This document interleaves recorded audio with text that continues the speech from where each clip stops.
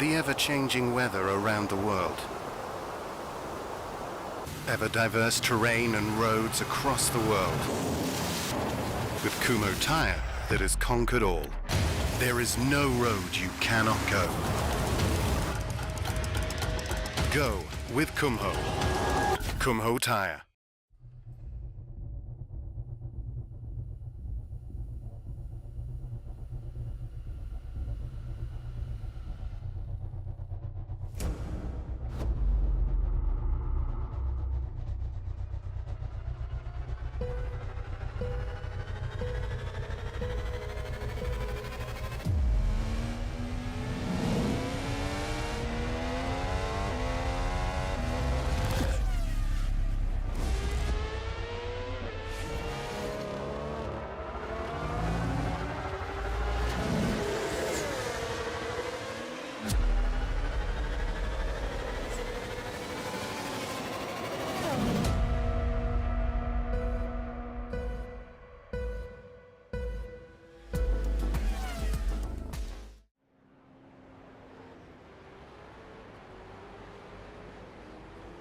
Good evening, ladies and gentlemen, for round 5 of the Vets series, coming to you live from Winton Raceway. Joining me tonight is Cam Beacock himself in the seat. Cam, how are you tonight? Not too bad, Nath. Thanks for throwing me under the bus straight up. I will apologise for, first and foremost, my voice might be a little bit croaky, not feeling the best, but we'll see how we go. Nath will be doing all the talking. That's all good. As anyone that knows me, I'm good at rambling on, so I'm sure that'll work itself out well tonight. Yeah, look, we're only here for a short race, I believe, 200 kilometres tonight at Winton. Yeah, so 200k race, that'll be short, sharp and sweet, but I mean there's going to be plenty of strategy that the boys here in Split 1 have to think about tonight. So even though 200 kilometres is the distance, or 67 laps is another way to put it, a normal full tank of fuel would get you about 32 laps, but these guys are capped at about 65% of their fuel capacity. So throughout the race I'll start throwing a few fuel numbers your way, but with a fuel burn of, well, purely based off NATO racing here, a fuel burn of about 2.5 litres per lap, I reckon there's going to be a few pit stops and a few undercuts or overcuts tried out here tonight, so it's going to be very, very interesting to say the least. Yeah, look, definitely. There's going to be a lot of strategy to this this race. It's one of those sort of tricky circuits, very, very tight. Not a lot of overtaking opportunity, so I think a lot of the strategy is going to be played out in the pit lane tonight. Yeah, most definitely, and it's such a hard track around here at Winton to pass. It's one of those ones where track position is most definitely key around here. Like, you might be slightly quicker than the bloke ahead, but with the limited opportunity to pass and sort of relatively short braking zones, it's a very start-stop track, so yeah, there'll have to be a few, when you do go to pass, you're going to have to be committed to it, and yeah, I'm sure it's going to be great for us to watch, that's for sure. Yeah, definitely. It's going to be one of those races that I think we're going to be sitting on the edge of our seats for a lot of it. Hopefully the guys can put on a good show for us, and we can see some of these strategies play out. Yeah, exactly, so yeah, throughout the night so far, the boys have done a little bit of their own qualifying, done some practice, and yeah, now just fine tuning their setups with only a couple of minutes to go in the warm up session before we hit the track for racing. Yeah, that's it. Definitely. I believe the boys will be getting those last minute tweaks on. Hopefully they've done a lot of practice during the week, and we don't see too many safety cars tonight. But you never know. This is one of those sort of tracks that could bring some out, and hopefully it doesn't cause us too much. Yeah, so the good part about Winton at least is there's plenty of runoff around here, there, and everywhere. So it's, even though it might even though that there might be a little bit of good old V8 supercar bumping and grinding just to try and find that track position, at least there's no concrete wall right there to hit. So yeah, but with that being said, anything's possible with these guys. Look, going on past history, hopefully we have a nice clean race. I think the turn 1-2 chicane complex is going to be the trickiest part, getting off the line and then coming around through this part of the track where we are now. One wrong move on those ripple strips and I think we're in a bit of trouble. Yeah, exactly. So It is a very, very bumpy track around here at Winton too. So you got a few curbs sort of, as we're seeing come through here, they're nice and flat and you can use all the track plus the extra. But with that being said, there's a few of these curbs that are very, very violent when you hit them. So you don't really want to get too excited on some. But with that being said, if you've got a good setup, you can certainly push the envelope and push the boundaries on it too. Yeah, it's definitely right. Looks like the session's wrapping up now, and I believe we'll be getting the cars to take the grid very shortly.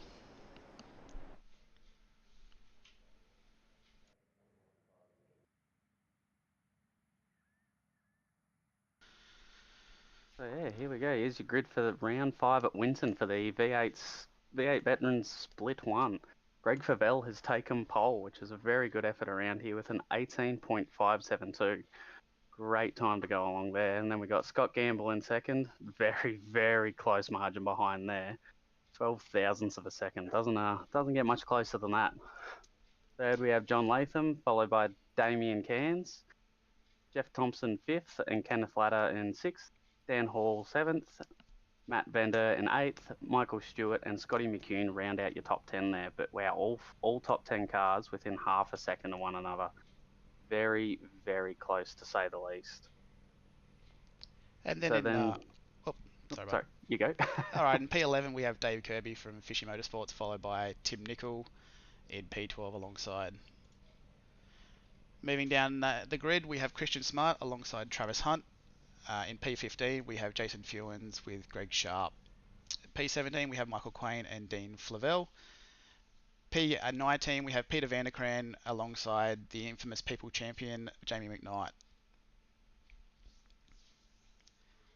I'll let Nate take over from me. And then continuing on into 21st, we have Stuart Hall, Darren Crosby as well, Robert Chrisdale in 23rd, Chad Lewis 24th, and all of these boys are still just within a second of the leaders, which is fantastic to see.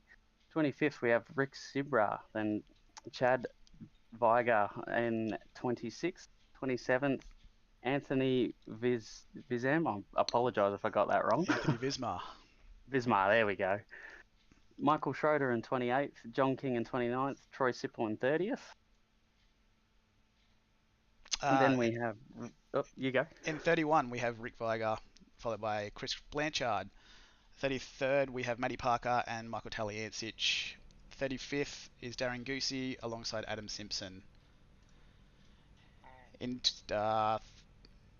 Sorry about that. I think that's... Our grid seems to have made up here. So, Matty Parker via Michael Taliancic, Darren Goosey in 35th with Adam Simpson beside 36. Then we have a couple of race control cars, and that's it for the grid for this evening. Yeah, the guy in car number 40, he must have clicked the wrong button on the way in, he has, because he is the guy that's talking to you right now. Certainly no racing here tonight for me. Look, it's one of those things. We all make mistakes, and I guess you're going to have to be easy on us, guys, because it is our first broadcast with Nathan and myself working together, so please take it easy on us. Yeah, you can come out with all the green guy jokes, and they are legit. Alright, so I believe the timer will be going very shortly, and here we're going for a green light now by the way it looks.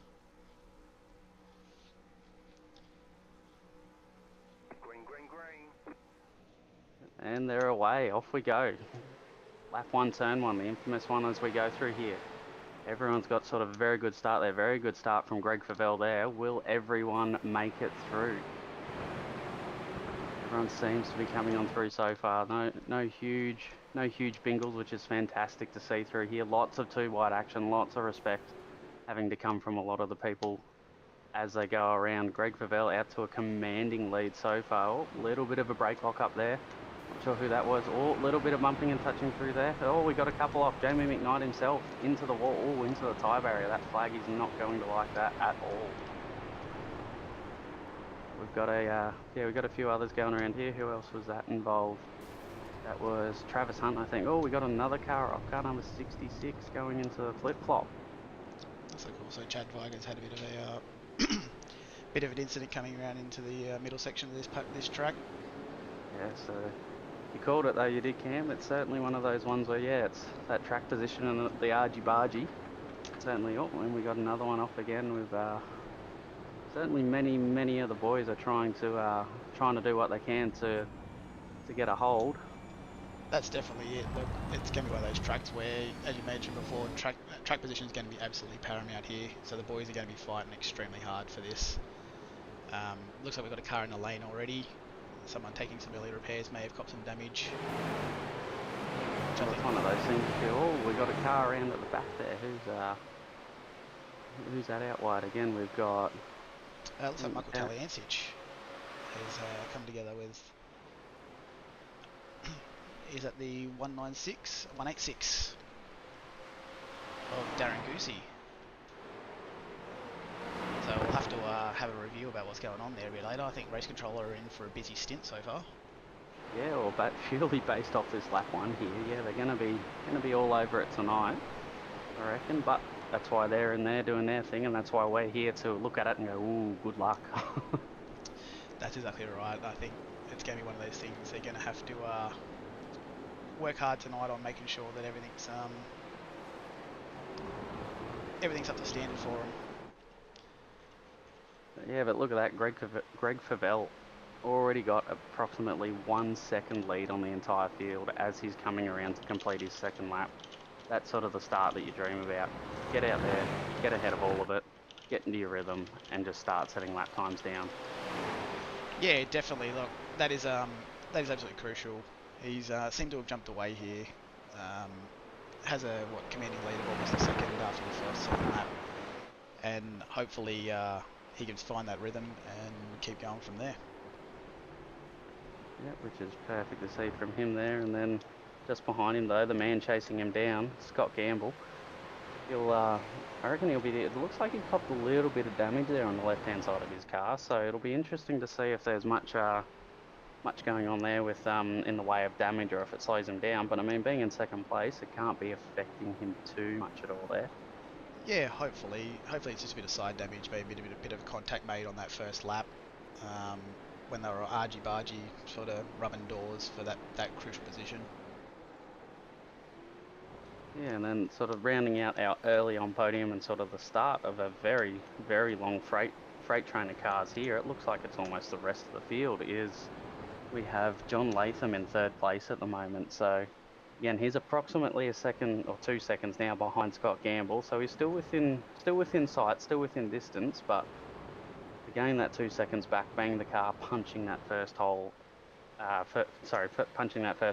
air through the entire field. It's going to be very, very hard to try and get it because the boys behind him are going to be doing their best to try and stick in that slipstream. Yeah, and that's exactly right. Like the gap is going to be so tight around this track. I think it's going to be fortuitous for some of these cars to stay in the draft the one in front. Try and save some fuel and bring that pit strategy into play where they might be able to undercut, take a little bit less fuel, and hopefully come out on top. So, but before we know it, like Winton is a much shorter track as we saw in there. Approximately 1 minute 18 to 1 minute 20 lap times going on at the moment. So before you know it, 4, 5, 6, 10, 20 laps pass, and all of a sudden you're thinking about tyres, you're thinking about that fuel strategy, and you're thinking about what you need to do to go ahead and try your best to play out that strategy. It's lots of concentration. There isn't really much time to get a bit of a break. Like you get a little bit of a break coming through here, and coming down the back straight as we jump on with Christian Smart for a second. And it's, even though you get that little bit of break, before you know it, you're heavy on the brakes again going into the last section of the track. So, and this part's super critical too on its own, because then it comes into another straight, the start-finish straight, as we watch him go second, third, fourth up to there, chasing Timmy Nicol as best he can. So, he's having a bit of a look. Will he have a dive? Nah, pulls it back in. And that's it. Like I'm not sure whether you had a chance to drive these cars during the week or at Winton, because I think that's where official racing is at the moment. I had a bit of a drive of the setup. The setup feels really, really good and quite consistent here, but it does punish you if you hit a curb the wrong way. Yes, most definitely. And nobody wants to get caught out on that outside curb through the 1-2 chicane there's an absolute race-ending curb there that could either do one or two things: either send your car to the moon or try and pitch your nose down. It's very unpredictable. Yeah, and the other one to go to further that as well is you might hit the curb perfectly on the first time, but if you get a bit greedy with sort of hitting the curb the first time as we go, it can also bring you back down. And if you catch the inside on some of these larger curves, for example, turn 1, turn 2, before you know it, you're throwing the car back up again in the air, and it really throws you for 6, and it makes it extremely hard to be able to get it under control and get out a good lap time. Yeah, that's definitely right. Looks like a bit of battle going on down in the front there with whether it's 77 of was it Scott McCune? Yeah, I think it was there. So Scott McCune batting down with Dan Hall, and then Damien Cairns just in front of that. Damien Cairns doing a wonderful job up there. I think he's started up in P4, and he's battling hard with the front runners. He's put a lot of work into getting a lot better this season, and that's paid. The proof's here showing off now, isn't it? Yeah, exactly. It's one of these things. It's not like the supercar isn't something that you can just sort of rock on up and go, oh yeah, I'll just jump in this week and be quick and up we go. Like there's certainly boys out there that do that, but to really be at the front and to be at the front week in, week out, or to see that progression, you really got to put the time into them. And yeah, it's very rewarding once you start seeing names climb up the grid and start getting closer to that pointy end. Yeah, look, this setup, this series is one of those sort of series where it's actually a fixed setup series, which means everyone's on the same playing field. So the time and effort that goes into these practices during the week obviously will pay off for the week. So everyone's driving the same, so it comes down to real, I guess what you say, driver skill and the effort they want to put in. Yeah, exactly. It's a little bit of each, but yeah, like the classic saying goes, practice makes perfect. Yeah, 100%. Definitely so. Which I think a lot of these guys do actually make. Yeah, most definitely.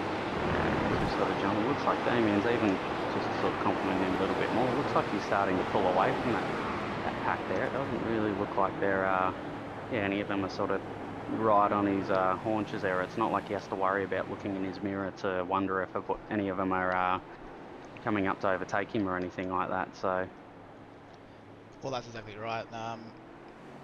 Around through the middle section there, it's always going to be one of those tight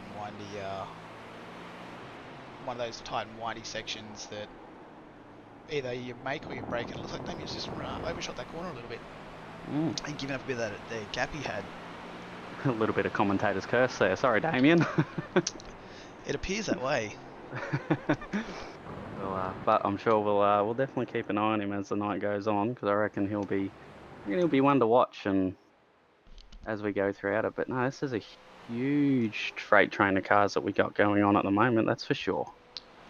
Yeah, look, it's going to be like this all night, I think. And now everyone seems to have hit their straps and hit their rhythm. They're going to just battle on hard now, and that strategy is really going to come into play about taking fuel or trying to fuel save.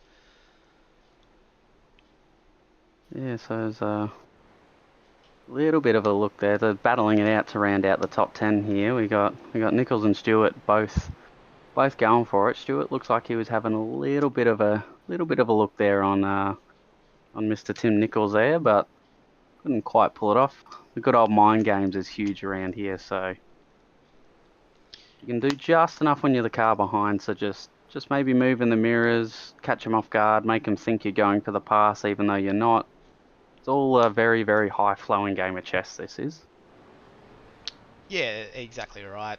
I know a lot of people don't like racing with me, and especially one of the other guys, the event organizer, Luke, doesn't like racing with me because I tend to be a pest in his mirrors, and that would work really well at this track. If you try and jump in their mirrors and jump out of them, it gets them that little bit unfocused, and that's where you easily make a mistake and give the position up.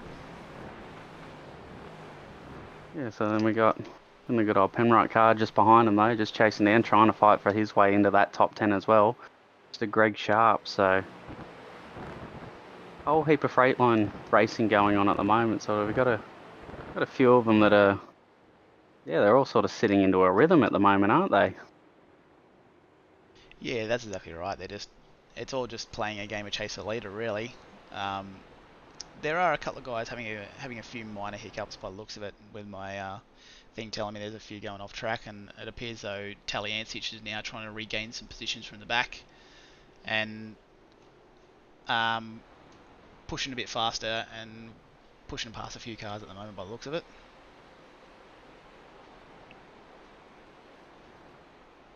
Yeah, so it'll also be another track as well to see how consistent drivers are, because you might be able to sort of do the times here or there, but if you're not consistent around here, it's certainly going to, even though it's very hard, it's certainly going to make it very, very easy for you to lose spots, especially in a big freight train like this. One spot could very easily turn into 4 or 5 spots.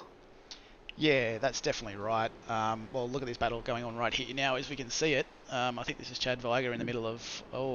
Yeah, There's a little bit of contact being made there. But yeah, this is going to be one of those tracks that's going to induce it. And I guess what they call rubbings racing, yeah? yeah, exactly. So I think a lot of the, is that, That's who we Jamie got? McKnight going up the Yeah, inside. James. Yeah, after being caught up in those first couple laps incidents, very clean pass on the way through there. Yeah, it'll be interesting to see how Mr. Fuel Saver himself goes, if he's just going for it, not worrying about fuel around here and just trying to get as many positions back, thinking about the championship, or if he's still trying to do a little bit of the fuel game on it as we go. So, I reckon he's probably got a bit of both going on. He'll be going hell for leather, but in the back of his mind, he will be looking to see what strategy he can do in pit lane. He seems to be very good at doing that. yeah, it's good. It's a very tricky track to be able to actually save fuel on, because there's so much winding and there's so much braking and turning, and you're not on full throttle all that much around this track. It's very, very tricky to get those couple of litres back throughout the stint compared to when you, like a Bathurst or a Spa, for example, or something like that, which gives you a huge amount of opportunities to, as Jamie nearly gets past there, yeah, huge amount of opportunities there to try and save as much fuel as you possibly can. So, yeah, it sort of brings in another interesting element it does around here. Exactly right. So we'll having a look-see back up at the front again here. We got Greg Favell and Scott Gamble. Greg hasn't really torn away from Scott at all. Scott's doing a very, very good job sort of to stay within that 1 second barrier of Greg. Yeah, look, it seems as though they've seemed to gapped away a little bit, but it's going to be interesting now with Greg approaching some slower cars um, to see how much they play into this whole battle, because I think these guys are going to start catching the back end of the field just due to attrition because of the accidents and whatnot. It'd be interesting because I don't think there's a whole lot of room for these cars to really try and jump out of their way. Yeah, and it's sort of, as we can see there, I was just trying to see if I could bring it up for the whole field, see who has and hasn't pitted compared to the 10 here. But yeah, there's a few movers there so far, but yeah, no one's even thinking about it so far in this lead pack on when they need to pit in. So Well, that's it. They're 11 laps down, and then the top 10 cars haven't pitted. I think the first car that's pitted from the entire field is back down in P33, and that was Darren Goosey, along with Matt Vanderkraan. So I think we've still got a lot of laps left in these tanks to get them start to look at it, but it'd be interesting to see who dives early and who dives late to see what they can do. Hoping on a safety car, some may play the safety car, or hope it comes out. mm. Although to be honest, dare I say it, I'm throwing it out there, the way that these guys are driving, yes, it's very hard and there's a little bit of bumping and rubbins racing, but I don't know if we're actually going to get one. Oh, that could be the commentator's curse right there. Yes, we yeah, that's certainly playing with fire, as they say, and yes, the mum was right, as we all know. Growing up, you shouldn't play with fire because it does eventually burn. That's exactly right. I just moved to Troy Sippel because my alerts were saying that he had a bit of a mishap coming out of the chicane turn 1-2, so just tried to catch it and see what actually happened, but I must have been a little bit too late. Yeah, he's got a little bit of yeah, a little bit of catching up to do there he does, but I'm sure it's, like we were saying, it's whether or not he just caught the curb wrong on turn 1, 2, whether it's, yeah, just got a little bit overzealous, or maybe it was even the, because around here as well, if your setup's not 100% spot on, tyre life is an absolute killer. Yeah, oh yeah, before you know it, you're driving around and yeah, but when you're driving around and yeah, it's that the Dunlop tyres will certainly be asking for Alexa to cool them down because yeah, they get very, very hot around here. Yeah, I do apologise. I forgot I didn't mute my microphone, but muted to the stream. So I'm glad no one else tried to hear me talk to no one then. So thank you, Nathan. I appreciate it. That's all good. Yeah, it's we have many cars out here at the moment that are screaming for cooling down. That's exactly right. I've also just had a message from our statistician, Mr. Luke Holland, Yeah. who's not here with us tonight, unfortunately. He's just sent a message saying that it's Darren Goosey's 100th race tonight. Wow, in that's the a Veterans very, League. very good effort. It definitely is. Like, a lot of these guys now have been around for numerous seasons, and the racing just gets better and better and better. So here's Mr. Goosey. I think he's currently down in what position at this stage in P33. Yeah. He's come up a couple of positions from the start, but it also looks like he's got a bit of front end damage. I think he was involved in an incident earlier on that may have helped with that. But look, as I mentioned, it's his 100th race in this series, so that's a phenomenal effort. A lot of these guys absolutely live and breathe this series, and you can see by just the way they do practices, and they're always in here and helping each other out. Yeah, most definitely, and it's one of those things. It's a great community feel. The V8 vets is that it's not one of those ones where you sort of come in and it's all like, yes, the boys race very, very hard to say the least, but it's not one of those ones where it's you feel scared to ask a question or you feel scared to just have a general chat throughout the field or jump on the mic throughout your practice sessions and that. It's a very, very open and very good nature one, and yeah, as we can tell, it's the quality has come with it since then. Just everyone's getting better and better as time goes on, and it's turning into one of those series that's sort of hard to miss. Yeah, definitely. Like, at the moment, we've currently got 3 splits all running simultaneously, and I think our average every week is 100 races on a Thursday night. Wow. Now, I'm not sure what other series do that, but we've got to remember these guys are the over 40s drivers in the iRacing platform, and we've got 100 of them every Thursday night in racing in different splits. Yeah, and that's it certainly says a lot about everyone and everyone that sort of puts in the effort, like behind race control, between sort of you boys sort of running the stream and running all the behind the scenes stuff as well. We nearly see a pass here going into turn 1. Had a bit of a look. Yeah, it's just one of those things that before you know it, something small and a good idea on the side turns into something very good once you have the right chemistry and once you have the right people doing the right stuff. So, Well, that's exactly it. fantastic to see. That's exactly it. I think the series was of the brainchild of Mr. Mark Dial, who's in currently one of our Split 2 races, just for a safe place for the guys over 40 to race without the young guns and without the egos. But yeah, the quality is definitely there with these guys, and they always show each other a lot of respect.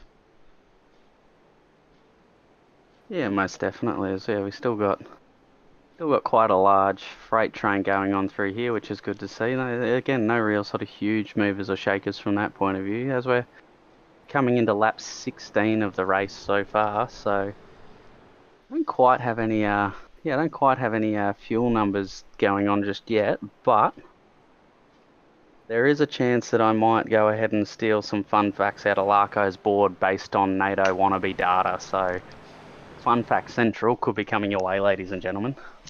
I'm sure it can't be anything better than I've got. I've got nothing at this stage, but I do want to do a big shout out. It's Mr. Craig Healy's birthday today. He's I'm not sure whether he's watching the stream. Mr. Healy? I think he's meant to be racing, but it looks like he's in the YouTube stream at the moment. Yeah. So Yeah, just want to Birthday give. celebrations getting in the way.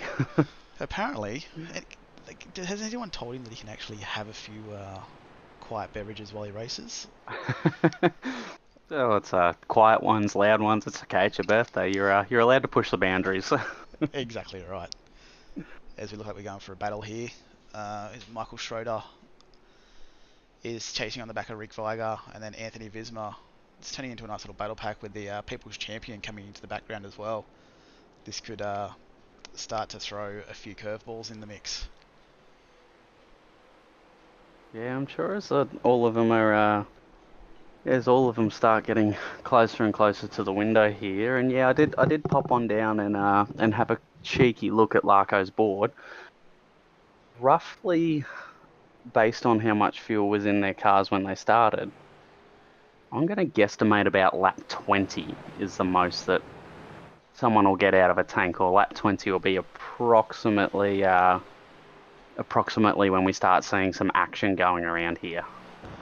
Well, just So, going on those numbers, looking at my stats, we had a few cars that dived in on lap 13, 14, and 15, and that was Jeff Thomas, Greg Sharp, Rob Crisdale, and Rick Sibra. Michael Taliancic also joined those boys and jumped in as well. So I think this is his alternate strategy that we were talking about. Hopefully, come in, get some fuel, and then try a bit of an undercut for a few laps before the rest of the field starts to dive.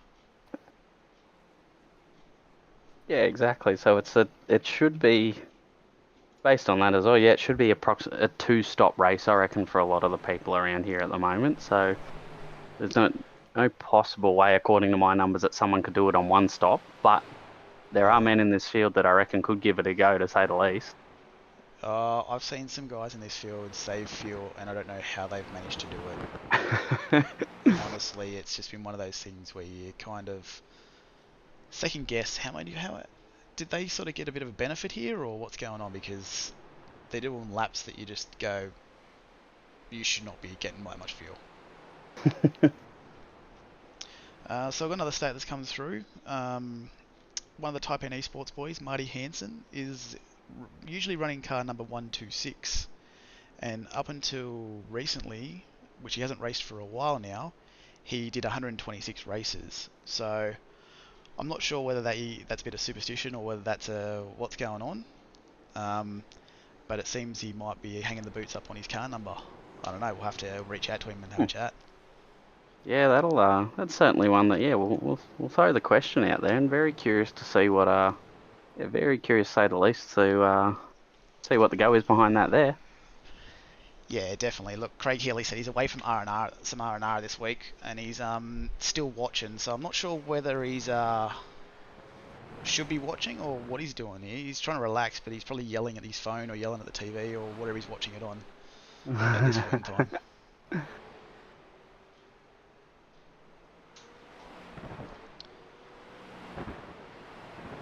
Yeah, we're certainly, before you know it, time's certainly passed in this race, hasn't it? 25 minutes into it, coming up to that lap 19, lap 20. So yeah, like you said, there's a few boys that are trying the undercut method, come in early and escape a lot of the traffic and escape what you can as you go, which is certainly one of those ones where around here it can be really good, but at the same time it can come back to bite you, because if you pit too early and if you're sort of caught up in the pack and before you know it, you're sort of running around trying to find that gap.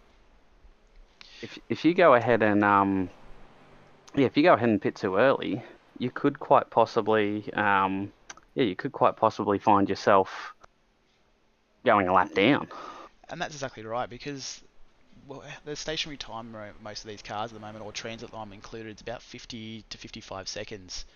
So if you're anywhere off the lap, and it's a minute 20 lap time, so if you're anywhere 30 seconds back in the field, you could end up finding yourself going a lap down here. Just looking back down the pit lane now, we've got a lot of cars starting to do those pit stops. So looks like we've got Scotty Gamble in the lane, John Latham, Christian Smart, Tim Nicol. Prior to that, we had Jeff Thomas, Dan Hall, Damien Cairns, all jumped in on the previous lap along with Chad Lewis. So I think a lot of these guys are going to try that method of getting some fresh tyres, getting some fresh rubber, and seeing if they can try and come out in front of the other guys.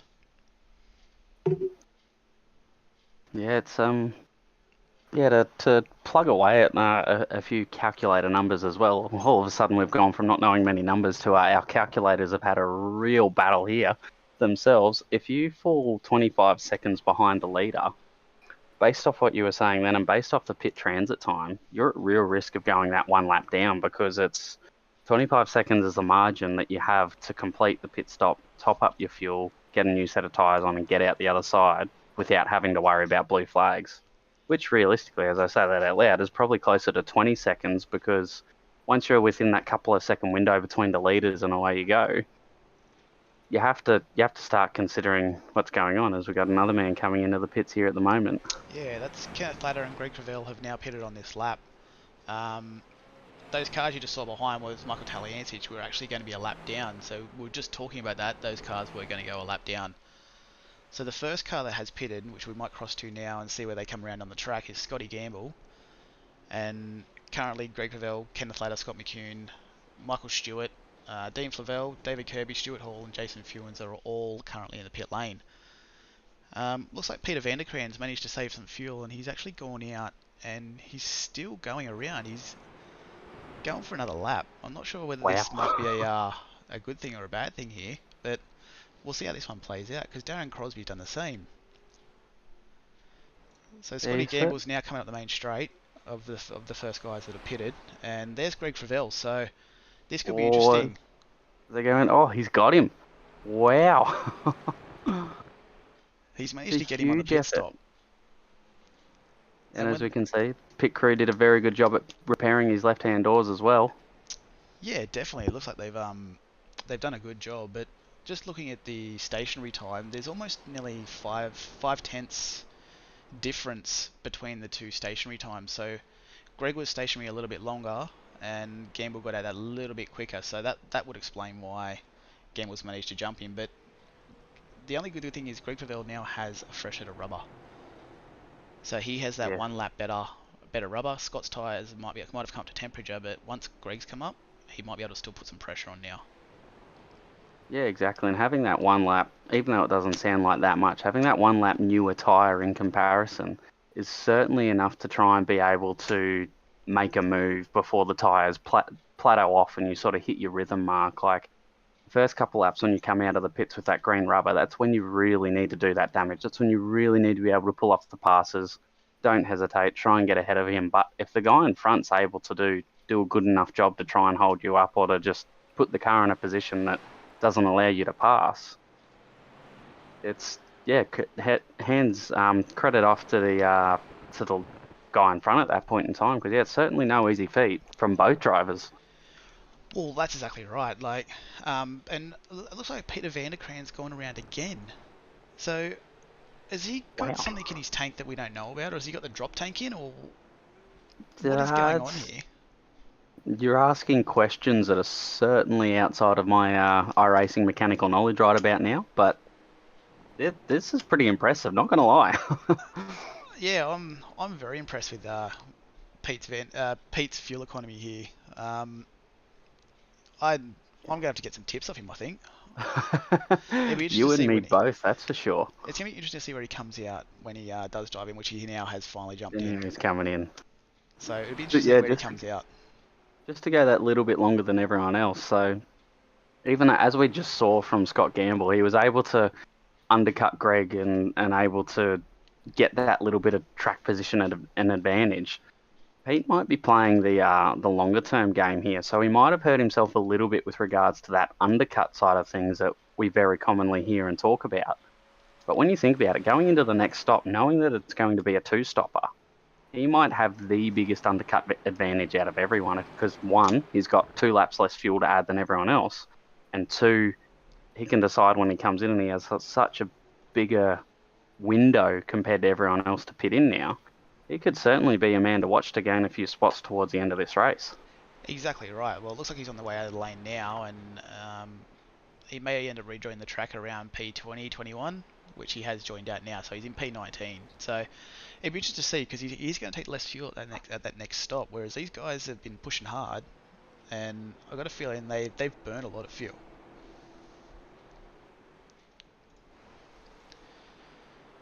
So move back in the Yeah. pack. It looks like we've got a bit of a battle going on here between Christian Smart and Greg Sharp, with Christian locking in inside front as he tried to get around. So these will be the battle of the guys with fresh tyres and a couple of lap older tyres. I think Greg took a lap earlier, 4 laps earlier, with Christian not stopping long ago. Yeah, certainly. On a completely different note, there's a few good looking liveries out there, I will admit. Having a good look throughout the field and having a look at them, like the Penrite livery is always a nice looking livery there.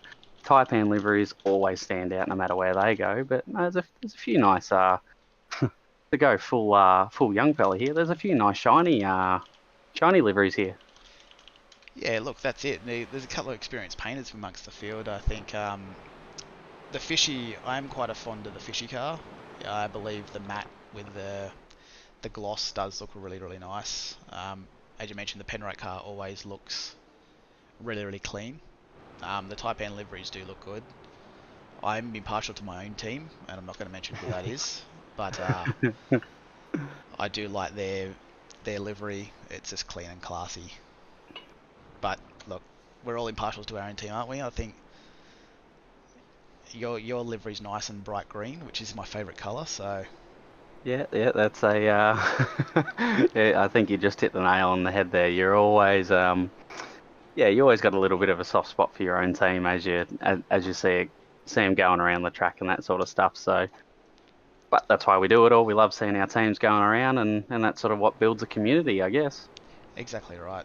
Just having a look through some numbers here. It looks like Rob Crisdale in the juiced Frog Leader car. He's up 13 positions from his start, so he's hadn't had a great drive so far.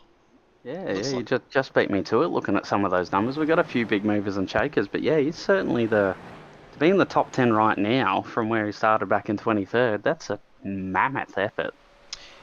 Yeah, definitely right. He also did a very short stop, so looking through some numbers, a lot of the other guys were stationary for almost 30 seconds, whereas Rob's only been stationary for about 24. So I'm not sure whether he's planning on taking a shorter stop this time and then going for a longer stop at the next one. That's probably how he made up quite a few positions, because that's quite a lot of time stationary. Yeah, exactly. So I guess it's one of those things of getting the punt of do you have a look at what you're going and where you are in the field, and do you try to do something reverse to what everyone else is doing instead of sort of following the freight train? Do you try your best to go out there and do your best to go out there and see what you need to do to find that clear air, or do you just stick to what everyone else is doing and hope that you got the pace to do it though? So that's exactly right, and it looks like Christian Smart's actually finally made the move on Greg Sharp through the middle section here. He's just started to pull away a little bit here with a bit of a gap forming back to Greg Sharp now that he's got a bit of fresh air. So we'll have to keep a watch on and see what he's going to do a bit later in the race. I've just had Luke, my counterpart, say that the racecraft livery is a very, very nice one of Mr. John Latham. The checker pattern there. yeah, that's always a that one flew under the radar, to be honest. Quite like that. It definitely did. John and both Peter Latham race in this series. I believe they're father and son, from memory. Yep. Peter Latham now races down in, I believe, Split 2, but they have stellar looking cars. It's just very, very bright, but also very clean. And the wheels actually match the car. Some cars out there don't. They have unusual coloured wheels, which tends to put a lot of people's OCD off. And I think some drivers do it just to spite others, I'm guessing. Yeah, there's definitely a bit of that, and there's definitely, you're not wrong, it does play with the OCD coming from first-hand experience there, but it's but some of these other bigger teams as well, teams with just lots of numbers in them, and again, sort of to tangent back to my own team for a second there, is that the different colour wheels definitely, when you got so many cars that look similar or the same, they definitely help to just determine who's who, because when you're driving around, when you're racing at a glance, and you see a few of your teammates around, you're like, oh, who's who, like without looking at your relatives or anything like that, because you're concentrating so hard on the actual race itself. when you just get that glance of colour and you know sort of what they are and what they're like, they yeah, it certainly can make it easier from an internal point of view, but from a viewer's point of view, it can do your head in. Yeah, 100%. Another one of those cars that's moved up quite a few positions is Michael Taliancic. He's come up 12 positions, and Michael's no stranger to being at the front of this field. I think I'd been caught up in a bit of an incident earlier on, which has caused him to drop back, and it looks like behind him we've got Matty Parker battling on with Darren Crosby. Matty Parker's another one of those cars that's moved up quite a few positions. He's moved up 10 from his starting position, having an absolute great drive in that Nova Motorsports car. Mm. Another livery that looks quite nice, with Yeah. that shiny colour. Very clean, professional. Shows off his team. Very good. Yeah, that's a bit. I think that's a big shout out to either Mark Duggan or Todd Duggan, and I think we've just cursed him there as he's locked a brake and gone a little bit wide. Oh dear, the good old commentators curse. We're at it tonight, aren't we? Oh look, I think we did. I think we need to give this up and get someone else to come in here, because I think any car we go to at the moment, we have a chat about them, they end up doing something a little untoward. Yeah, it's almost like when you guys at this or something like that. Oh look, we might have to get some tips from the veterans themselves to what not to say. Yeah, I'm sure there's going to be plenty of feedback, that's for sure. Look, I'm 100%. We're always going to be learning here, and hopefully the boys get some appreciation out of when they watch it back, and they can give us some feedback for next time if we have to go again. Yeah, I'm sure there's one of those things everyone's always learning, and as we're going, and like we were talking about for the drivers, it's they put in their practice to become perfect at what they do. We're just still perfecting our side of it too. Yeah, and that's exactly right. So I've actually got to say a big shout out to you for coming on board with us very last minute. We sort of threw you in the deep end, Luke and myself, and we do appreciate you coming on board to have a bit of a chat. And Matty's had another bit of a moment at the same corner. Oh, I think dear. I think he might have to readjust his bias, and we might move off him just to see Yeah. if he settles a bit. And We'll go somewhere else. We'll go back up to the leaders because they're again, what's the worst that could happen here? But they're still very, very close to one another look, up here. they're within 4/10 of each other, battling on. Looks like Greg's now going to try and play the game sitting behind Scott. He might try and sit there and just save some fuel and see if he can do the reverse to what Scott did, because that's one of those strategies that played out. Scott may have saved enough fuel to take that stop a bit earlier and save that bit of fuel, which allowed him to get the undercut done. Yeah, exactly, and it's the big question, I guess, from both guys is if you're Scott Gamble, you did the good old what can we do to try and what can we do to try and get ahead and get the track position, and he did the undercut and it's worked a treat and he's just got ahead. But now going into the final stops, what do you do if you're in his position? You're leading the race, you're going very well, you know you've got good pace, you know you're holding Greg at bay, and you know it's very hard for him to try and pass you on a, you know it's very hard for him to try and pass you on a track like this. So do you come in that lap early again and try and push out that last stint as long as possible? Or do you just go gun-ho and keep an eye on the mirror and watch what he does? And then same thing if you're same thing if you're Greg behind. Do you try to undercut Scott so that you can get that that one lot back, and like what can you do to just try and get ahead of him? Because when you're in Greg's position, that's really not that far ahead. Well, that's exactly right. And if I've never been in this position in these sort of caliber fields, so I can't really talk from experience. But if I was Greg at this stage, I would look to see when Scott jumps, because you get a bit of entry and you get a bit of a good sight on the pit entry here. So I guess once Scott gets into that lane, you worked out to be about 20 laps of fuel, so the critical lap's going to be about around lap 47. So I'd be looking to see when Scott goes in, knowing that he took a shorter stop at the last pit stop. You might be able to get behind him, follow him into the lane, and then hopefully he's got to take on that little bit more fuel, which then gives you that position that you originally lost back. Mm. But like you were saying, like as well, like because everyone sort of dragged out that first, or not everyone, because a lot of them dragged out that stint so long. The group that pitted around lap 20, the earliest that they could try and pit on the flip, like the very, very reverse side of that and the very opposite side, is they could pit as early as lap 40 to try and get home, which that gives them 27 laps in the final stint, and those Dunlop tyres will be screaming at them, going, please don't make us do it. But if you've got the setup behind you and you've got the ability to, it's certainly something that could be on the radar for some of them. Yeah, that's definitely right, because I think we mentioned at the start of the race, and I think you did, was that they were capped to a certain fuel limit on the start, but their actually refuel limit is a bit higher, which means they can go that little bit longer on a set of tyres, and it'd be interesting to see how it does play out. Yeah, exactly. So it's definitely brings that strategy side into it, like we were talking about. But that's half the fun of it. That's why we're sitting here going, oh boy, I wonder what they're going to do. And they're sitting there driving away going, what are we going to do? Yeah, well, that's exactly right. These two seem to have found their pace, and I think they've gapped P3 by about 15 seconds now. Looking back to Yeah, and that's a huge gap. So we've got these boys going in there, and then you go Jeff Thomas just passing the start finish line now. yeah, look, The monster gap.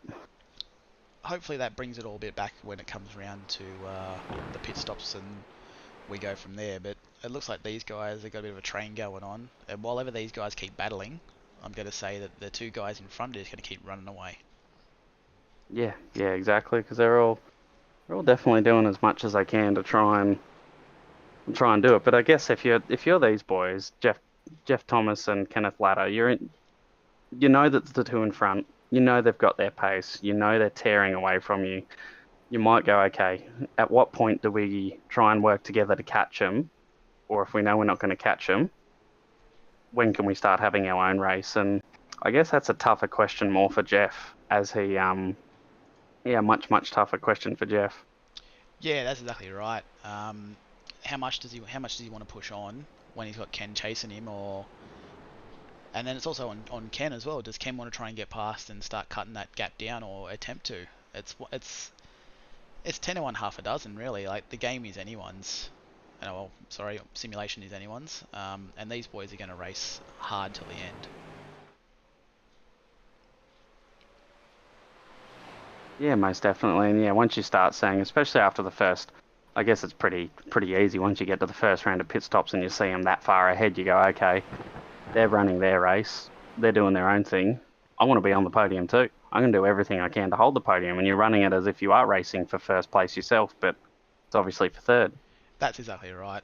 So in saying that, we're now at sort of halfway break. I might throw a bit of an ad up, give Nathan and myself a bit of a chance to get a drink and maybe stretch the legs a bit, and we'll be back very shortly.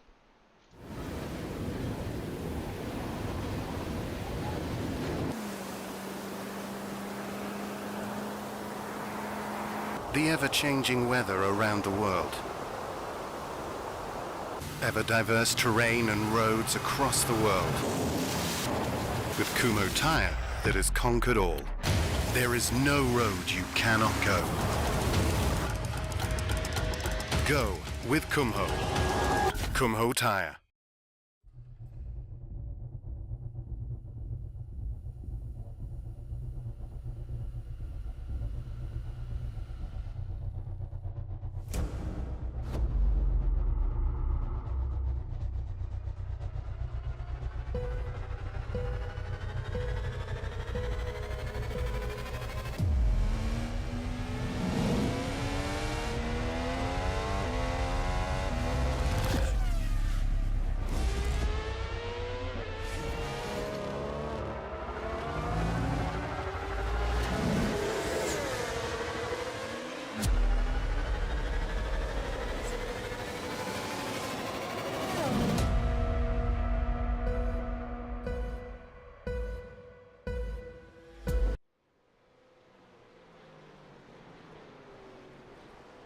Alright, welcome back guys.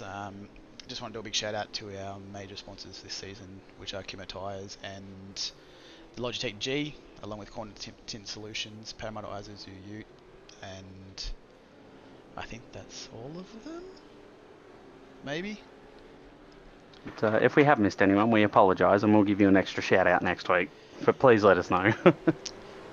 Yeah, definitely. We've come back to the racing. Looks like there was a bit of an accident that happened with a few cars. Not sure what has gone down there. I was going to try and catch it, but it seems to have fixed itself. We were just talking while we get the drink. Hopefully there's no safety cars come out while we were actually off having a bit of a break, and I thought it was going to happen when my timing screen lit up with a couple of cars having a bit of mishaps. Yeah, it's one of those things that we almost commentator cursed ourselves of like, oh, this looks like a good time to do a big shout out to the sponsors and yeah, get that little bit of a breath back, and then bippity boppity boop, nearly stitch ourselves up. That's always the way, isn't it? We really need to learn what to say and what not to say. I got a feeling. Yeah, that's yeah. If I had $1 for every time I've heard that, I'm sure I'd have a house deposit by now. Oh, I think you and me both, honestly. But everyone seems to be looking pretty good overall. Like there may have been that little bit of a bingle, but everyone sort of seems to be sort of relatively back in that groove and sort of relatively close. Like we do have a few little battle packs going on through here. Like we've got Dan Hall, Christian Smart, very close to one another, sort of just behind. Yeah, just behind here, but then yeah, just behind those guys, we've got, I guess you could call it a freight train, a little bit more of a spread out freight train, but yeah, everyone's sort of not really jumping on out to try and do anything wild or crazy at this point in time. So, Well, that's exactly right, and I guess I don't want to commentators curse it, but I think a safety car might be useful at some point here to get the field a bit more bunched up and create a bit more of a race here with the middle of the pack here as well, because we're all starting to spread out a bit, and looks like there are a few of these little battles going on with Christian Smart having a bit of a look at Dan Hall in front there. Saw a bit of smoke there from his front right, which I think a lot of cars are struggling with in that middle section to try and get these things pulled up. Yeah, he's getting very, very close to him there. He is. He's yeah, when as he really reels him in under brakes there.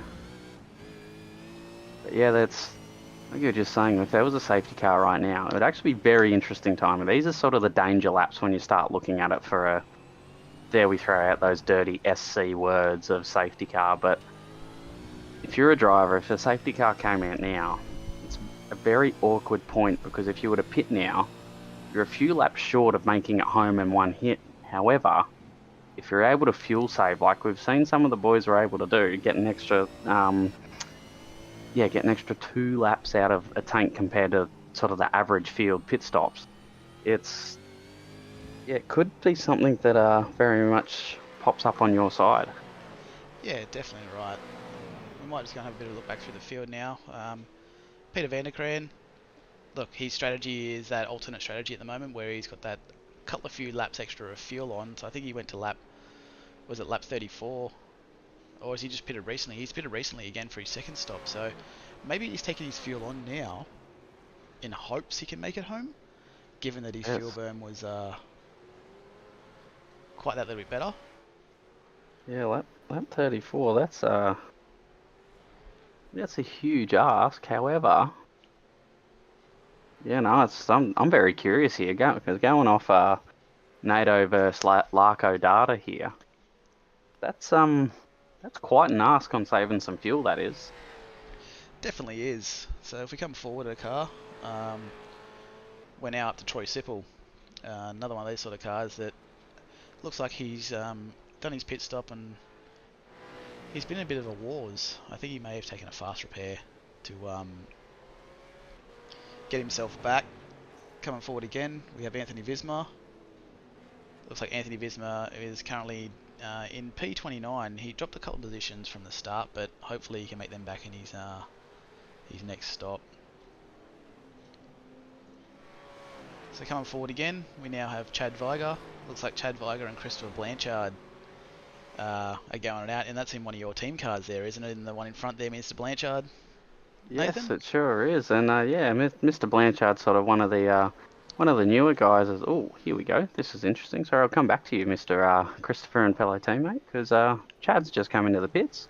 Yeah, so this could be interesting. I'm not Hmm. sure what's going on here, because I'm not sure they can make it from here. Yeah, lap 38, based off the numbers that I've been running, with 2.5 litres per lap, he's going to fall a couple laps short. So he must have a trick or two up his sleeve. So, Or has he been taking some fuel saving techniques from Mr. Hoffman down in Split 2? yes, it's highly likely, and the fact that he was so close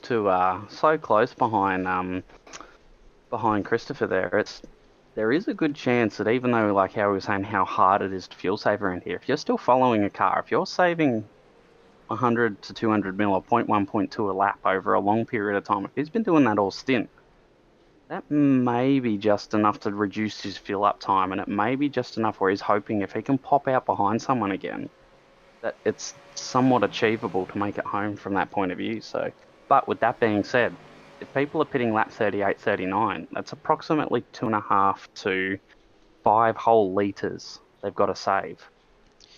And That's a tough ask. I know I couldn't do it, and I think some guys in there might be able to, but yeah, that'd be a tough ask. Looks like Michael Quain's now going in again for possibly his next pit stop. We might start seeing a lot of cars trying to do it now. They might be trying to start then save that extra fuel. So moving forward, we've got John King here. Looks like John King and Rick Viger are kind of in a good battle here. Looking at this, both cars have got a bit of damage on that left-hand side, so I'm not sure whether they've done it to themselves or what's been going on there, because the right-hand side of their car is nice and clean. But yeah, it's I'm going to assume that's from somewhere else, because they've both got damage on the left-hand side. It means someone was pointing the wrong way at some point in time. So that's certainly got me very curious, to say the least. Yeah, look, definitely, the damage is on the same side of the car. So unless they've hit that wall coming out of turn 1-2 through that chicane, they might have glanced it, had a bit of a contact there. But it just seems very odd that they got damage on the same side of the car. Yeah. So. Alright, so moving forward after these two, we have Mr. Jamie McKnight, the People's Champion. Looks like he's out there all on his own at the moment, so we'll have to see what strategy he's playing at tonight. Bit of space there for him to try and put the hammer down and go from there. Moving up Darren Crosby, as we mentioned earlier, Darren's done well. He's come 3 positions. He's got Michael Taliancic in front of him, who's one of our biggest movers in the field so far. He's up 16 spots. And he pitted quite early. So Mike Taliancic actually pitted on lap 13. So, that's certainly an opposite compared to a lot of the other stuff that we've seen. But with that being said, the fact he's still out there now, got to be getting very close to running on empty at the moment, so he has brought him out. Oh, so we've got a car off the track up there. Front. Who is that? Looks like Chad Lewis. Chad Lewis had a bit of moment coming out of the second hairpin. He seems to have had a bit of a spin and managed to come back on the track himself. So in front of Chad Lewis, we've got Jason Fewens in the 067 car. Oh, it looks in the background there. We've got a couple of cars diving in now. So a lot of these cars must be going for that strategy of trying to get their pit stop done early. Yeah, it's I reckon the big word of undercut is what a lot of these guys are trying to do at the moment. Well, look, as you both mentioned, that is a massive undercut to try and do. Unless these guys are preying on an event we're not going to mention. It's a bit like the name. It's a bit like one of those names we shouldn't mention. So. Yeah, it's some might even call it a swear word at the moment at this point in the race. So, which would be fair enough. That's it. And I just had it pointed out to me that both ERT cars. So, the ERT cars of believe Chad Lewis and Dan Hall. dived in the pit lane at the same time. So I wonder if they're going to start trying to work together, or whether they've got a similar sort of strategy. As we keep moving up the field, we'll come up to Stuart Hall. Stuart Hall looks like he's chasing down Dean Flavell just in front. I believe he's at the 080 Dino car, which it is. Yes, it is. We've also got a couple of other cars just going in the pit lane now. So Jeff Thomas and Greg Sharp have also both entered the lane. So I think a lot of these cars are hitting that critical number now of making their stops and being able to get home. Yeah, there's certainly a lot of them that, yeah, most definitely, I mean, yeah, that pit lane is certainly getting a huge workout at the moment, that's for sure. Like, there's many different people sort of coming in as we, yeah, just have a quick glance back there. Yeah, we've only got one car in there at the moment, but yeah, a lot of the field is certainly passing on through there. Yeah, that's definitely right. It's one of those things, really. Like, we're going to have these cars diving in from here on out. We're currently up with Stuart Hall within P12 with Dean Flavell in front. These guys have been duking it out for the last few laps by the looks of it. We go further forward, we've got Dave Kirby, who's now chasing Scotty McCune. Damien Cairns and Christian Smart have actually dived in this lap as well. There we go, so yeah, the pit lane's getting even more of a workout there at the moment. Yeah, as we see on the right there, there's a few people, there's a lot of movers and shakers going on, and yeah, there's certainly a lot of people that have come into pit, so we're going to see more and more of the yellow and blue going on there, so it'll be very interesting to see how it all pans out.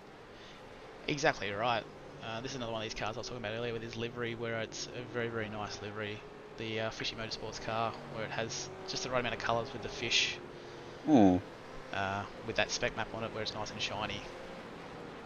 Yeah, exactly. It's always nice when you put that huge contrast between the shiny bits and the nice matte bits. But yeah, it's at the end of the day, it's still a relatively simple livery. But like they say, simple is best, or keep it simple, silly, as a lot of others sort of say as well. And it's hats off to them, because it's a very good looking livery, because it's got their colour on it, it's got their logo, got those nice bits on it. Happy days, what more can you want? That's exactly right. So moving further forward, we've got Scotty McCune. Looks like Scotty McCune and Timmy Nicol are in a battle here. Neither of these two have pitted yet, but looking at the pit lane now, we've got another couple of drivers diving in Kenneth Latta and John Latham. So as you mentioned before, I think the pit lane's going to start getting very busy here. So there's currently 3 cars sitting in there at the moment. You got Kenneth Latta, John Latham, and I think it's Matty Parker. It looks like Matty Parker's actually retired the car for the evening, so I'm not sure what's happened there, but we might have to find out a bit later on. It's interesting. Hopefully he hasn't. Hopefully he's able to get out there for. Hopefully he's able to get out there for some of it, but he's. Yeah, it'll be interesting to see what he's got to possibly got to say about that, or if he can provide any insight for us. So we'll see how it goes. Though, Oh, who we got around there? Looks like Timmy Nichols had a bit of a. Yeah. Timmy Nichols had a bit of a spin, all on his own. Huge moment for Mr. Nichols there. Yeah, one of the Pecky's Performance Racing drivers. In that absolutely wonderful looking car. They're another car that just looks absolutely stellar. They all have their own, I believe, livery, with some sort of cartoon character that they've all been given by their team boss, which is Mark Beck. It's a very entertaining way to have a unique team livery as you go around. Yeah, look, Tim Nicol does those paints on those cars. Does an absolutely stellar job, and it looks like he's coming into the pit lane to do his last stop as well. Alright, so moving further forward, we have Michael Stewart still out in track with those other leaders. So Greg Favell and Scott Gamble are still going around. The rest of the field is actually diving in. And you've got Scott Gamble and Greg Favell with still out there on leading this race. Yeah, I reckon they're playing a game of who can blink first, because my guesstimation is that absolute longest they could go is possibly up to lap 49. So if these two boys are, if they're playing that good old game of either monkey see, monkey do, or if they're going ahead with, doing as much as they can to try and, do that whole undercut, overcut thing and that sort of jazz, it's going to be very interesting to see, what they're like. Oh, is that Scott Gamble in the pits? Scott Gamble's just dived into the pit lane by the looks of that. Yes, he is. He's just coming to the pit lane now. He's stationary on the jack. So this will be very interesting to play out to see where he comes out on track in relation to Greg Favell, with now Greg taking back in that lead.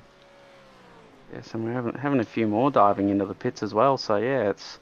So Scott's now just come out on track. He's just leaving the pit lane now.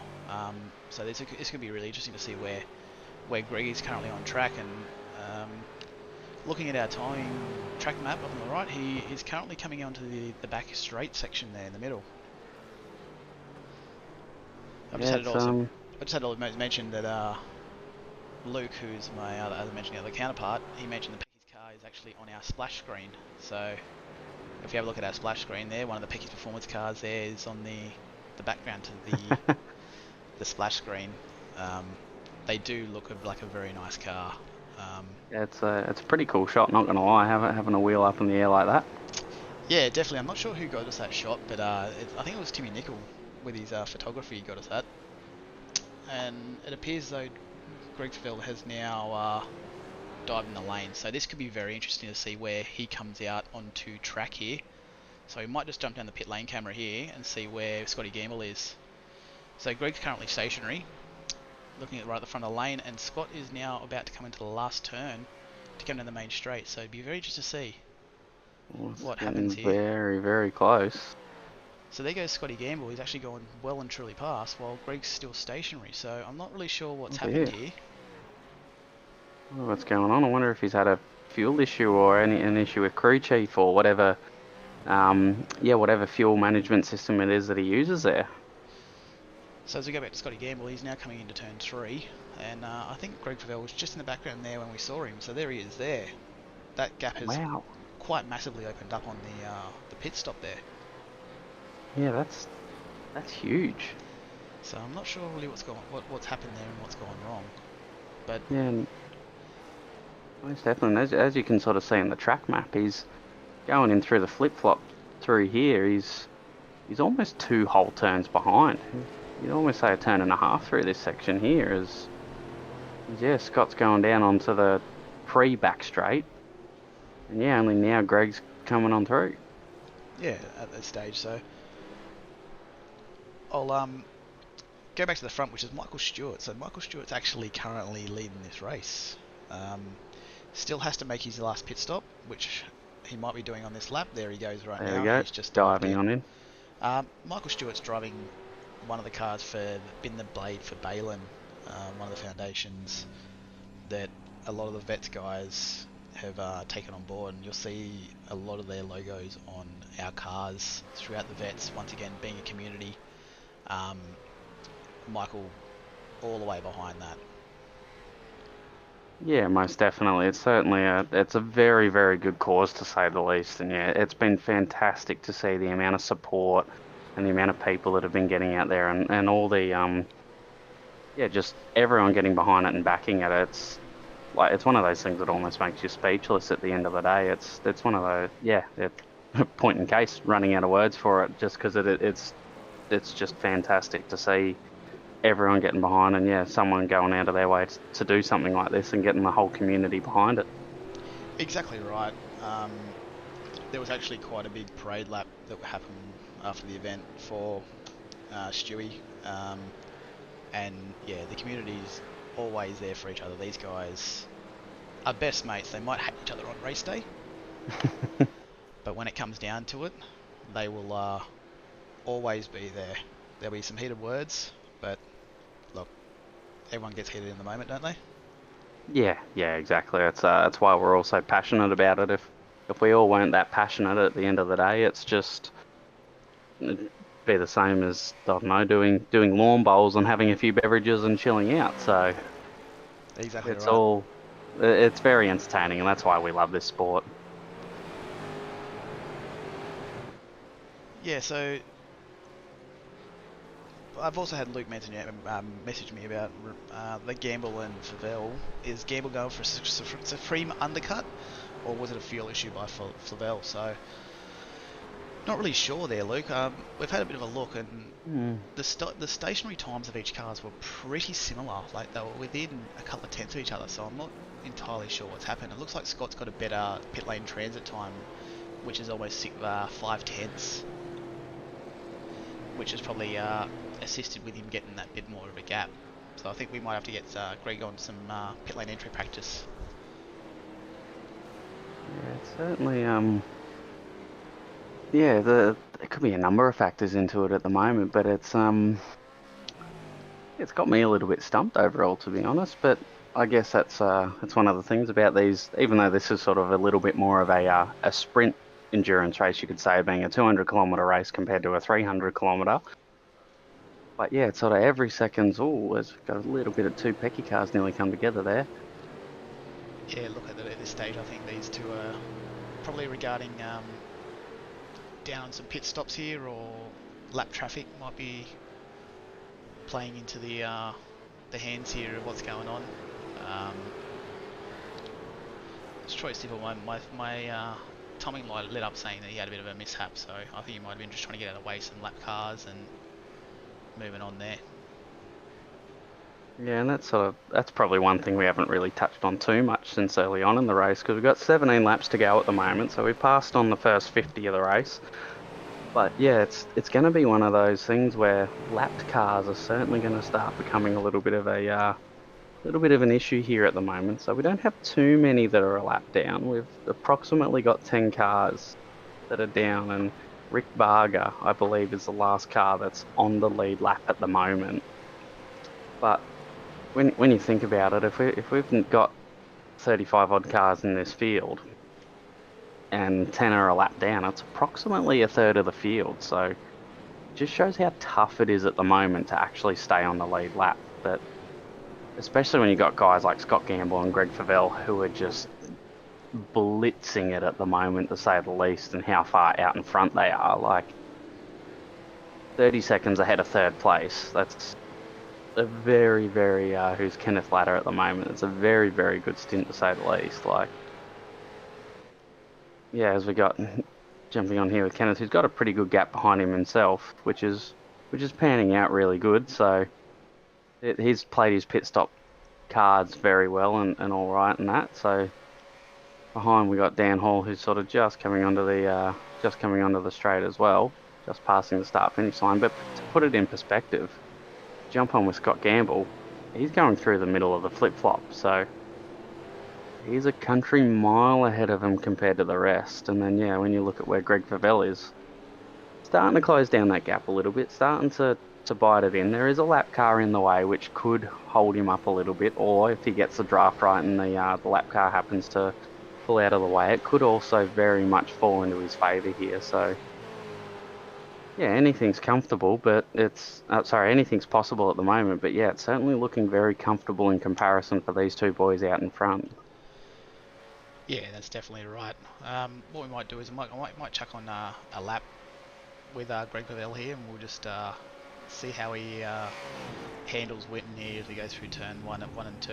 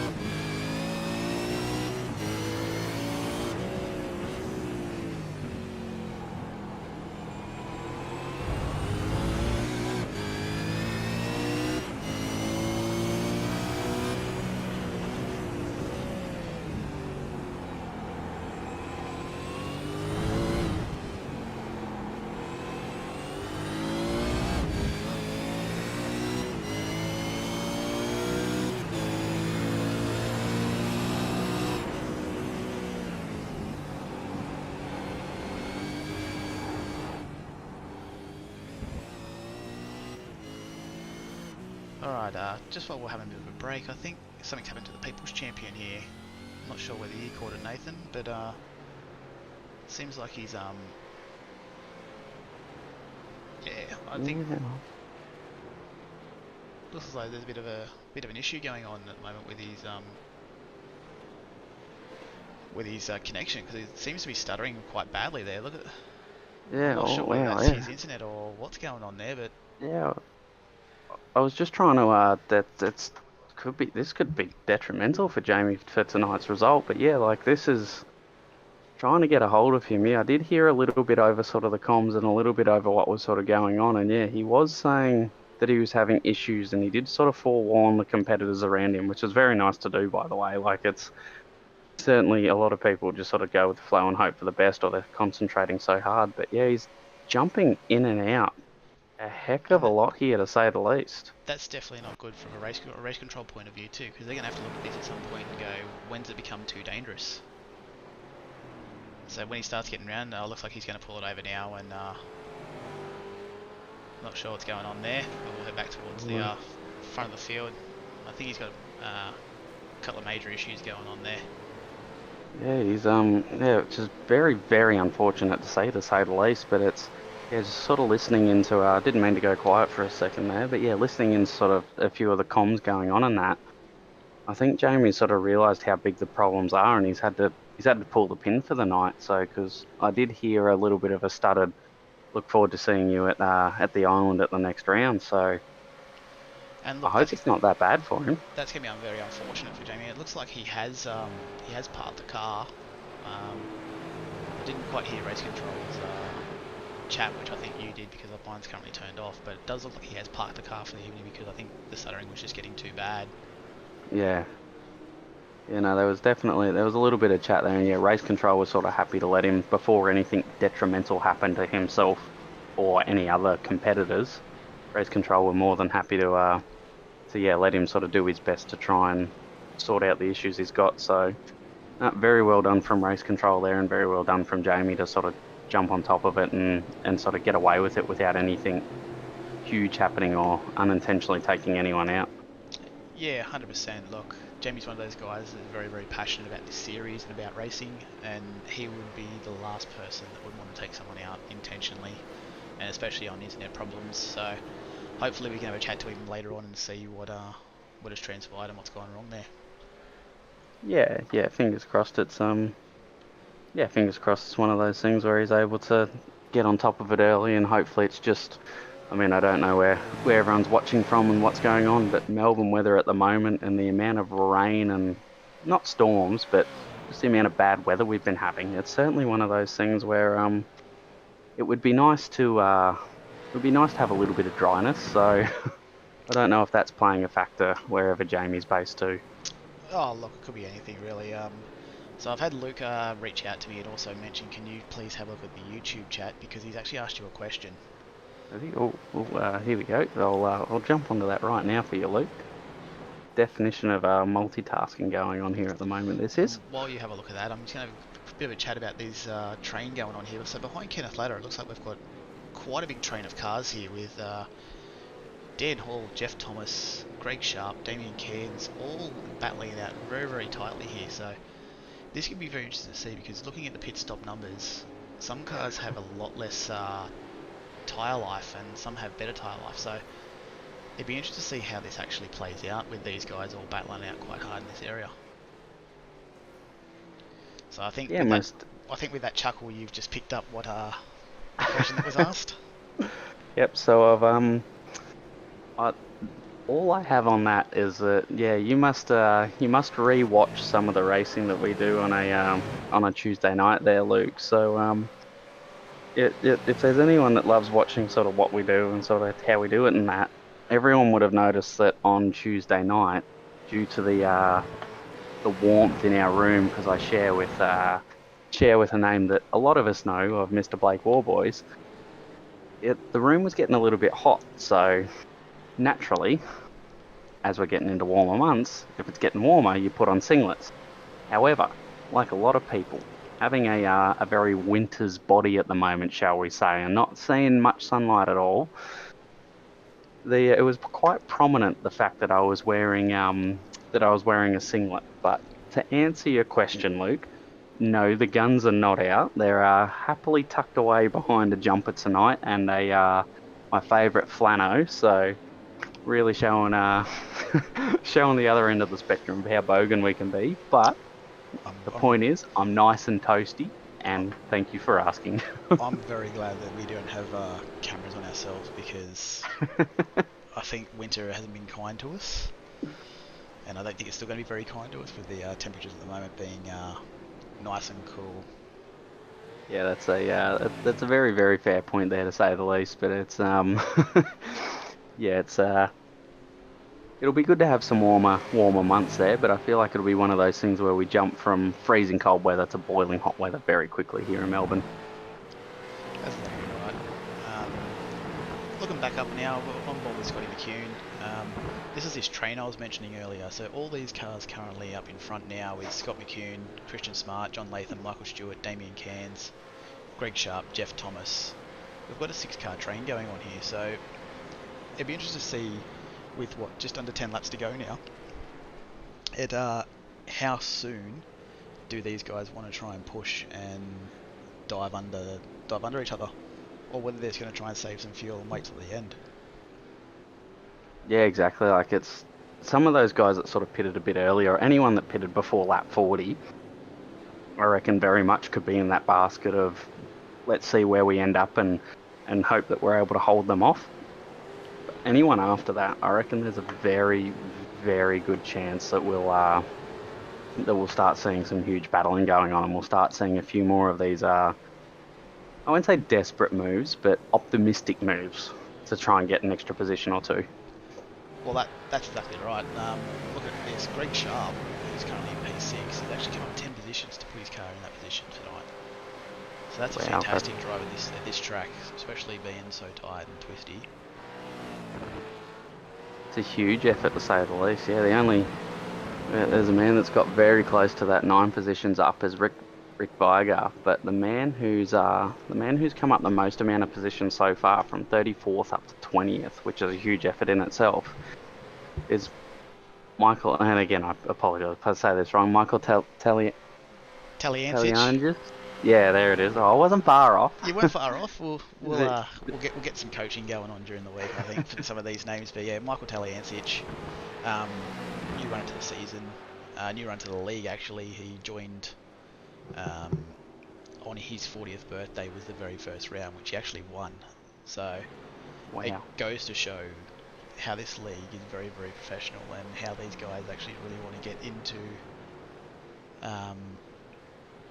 this racing and how tight it is. Yeah, exactly. And it looks like with the pace he's got at the moment and sort of what he's doing, certainly eyeing off Travis Hunt just in front, and Rick Sibra just in front of him again. I don't think it's going to be off the radar for him. He's still got a few laps to go, so anything's possible, I'd say, here. But yeah, no, and a quick tangent back to answer your question again, Luke. Yes, anytime the camera is on, my shirt will be on. I can confirm that.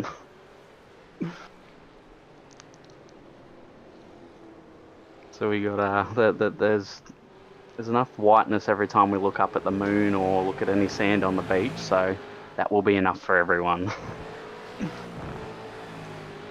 So then back in the field, we've got Anthony Visma currently down in P30. He's trying to chase down Matt Vanderkraan in the 180 machine. Looks like there's a bit of gap there, so I'm not sure what's happened to Anthony. He's found a bit of a pocket here with Matt being about almost 17 seconds up the road. So I'm not sure what's happened down the back here. I think a few cars have struggled this week with finding that pace, or they've been involved in a couple of minor incidents, or what's happened. Yeah, it could quite possibly be a little bit of column A, a little bit of column B, to be honest. Like it's very hard to get a good setup around here, and depending on the track conditions and depending on sort of what experience you've had around here, it's very, very hard. And again, coming from personal experience, it's not easy to perfect a lap around here. I remember I did it once, and I was super excited about it, and I really wish I took a mental screenshot for it, because I've never been able to do it again. Yeah, well, I know the interesting thing that happened to me was my first outing here, knowing Winton a little bit from watching the supercars and so on. I actually come out into that middle section. So in the middle section we got the straight that heads straight back towards the start-finish straight. For some reason I clipped the grass on the right-hand side, got the car sideways and ended up ploughing into the wall. And thankfully the wall was there, otherwise I would have unfortunately just skidded off and taken someone out that was in the race with me.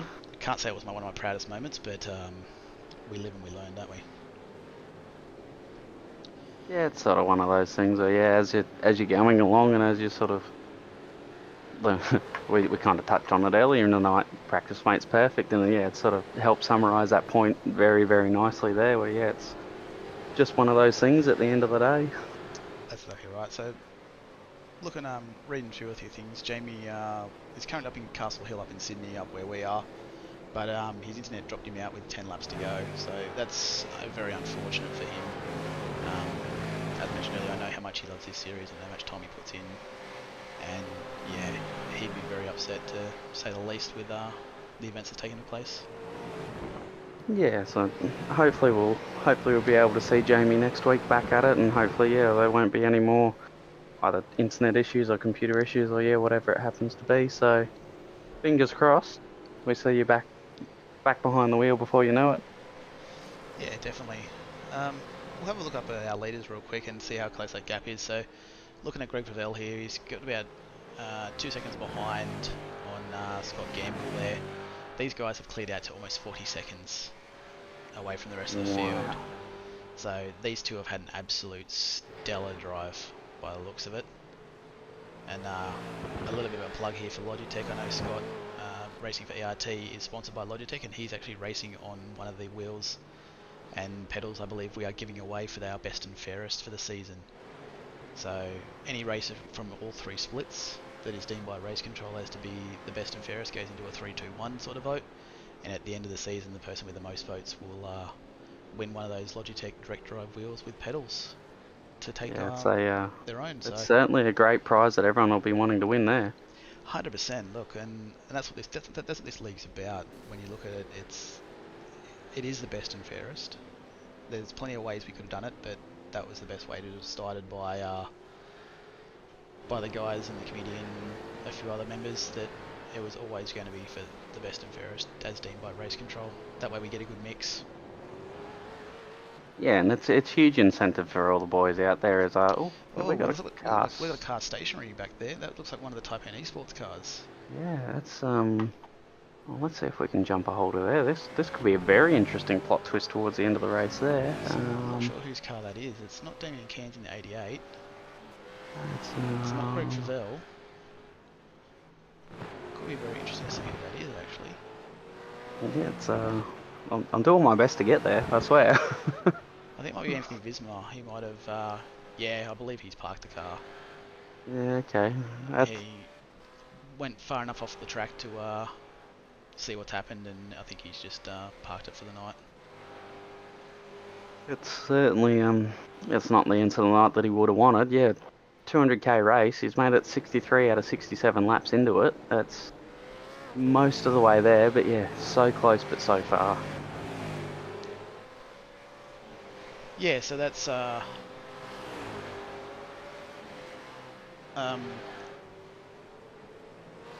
looking at it, yeah, I'm not sure what's happened there, but I might see if I can go back and have a look at it actually. Let's have a quick look and see if we've got a chance to have a quick look. So Anthony's coming around through the flip-flop by the looks of this. I think he's just pulled over and had a bit of a moment, and maybe just decided to put the car away for the night, or whether he's had hardware failure, because it looked like the car just went straight there down into the off-road, down the end of the straight. Yeah. I wonder if it's something, something's happened to him from that point of view, like you said, or if he's... Well, I'm not entirely sure what's happened here, but... Yeah, or if he's had any motor issues or something like that, which certainly isn't uncommon for these cars. We'll have to go and cut back and see if I can find it again, thanks to the Kumho Tyres replay.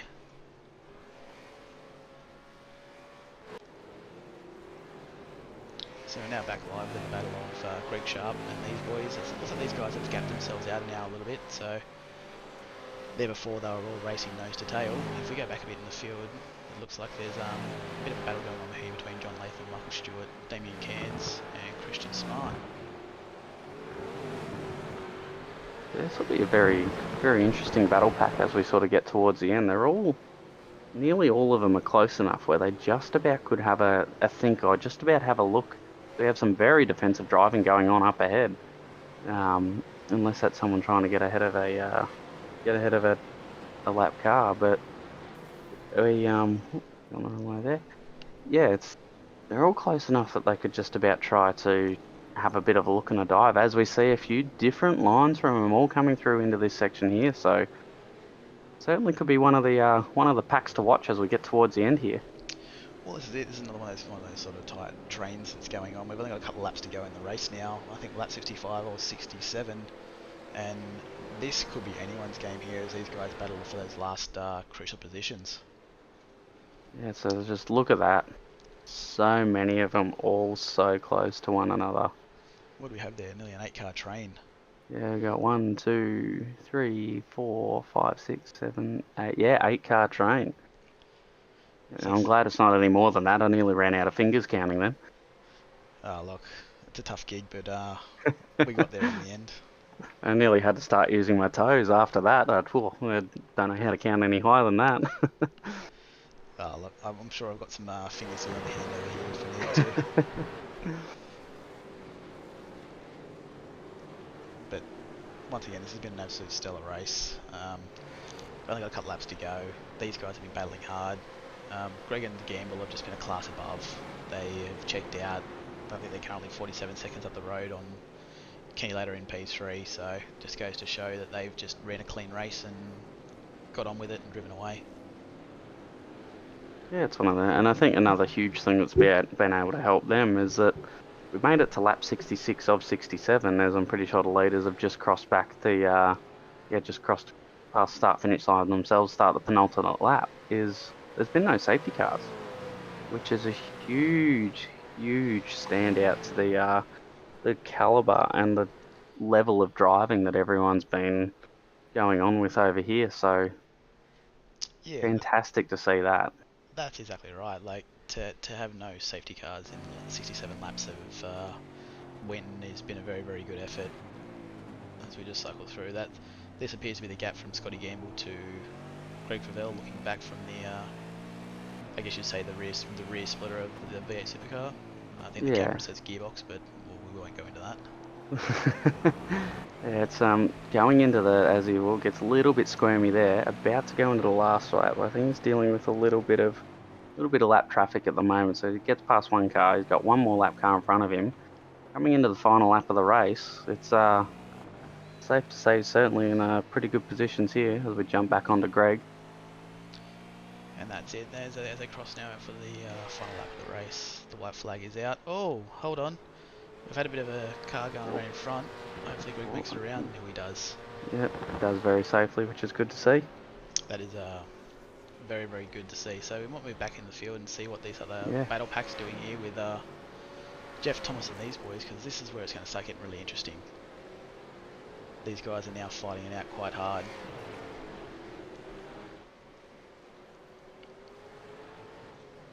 Johnny Latham looking to have a go at Michael Stewart.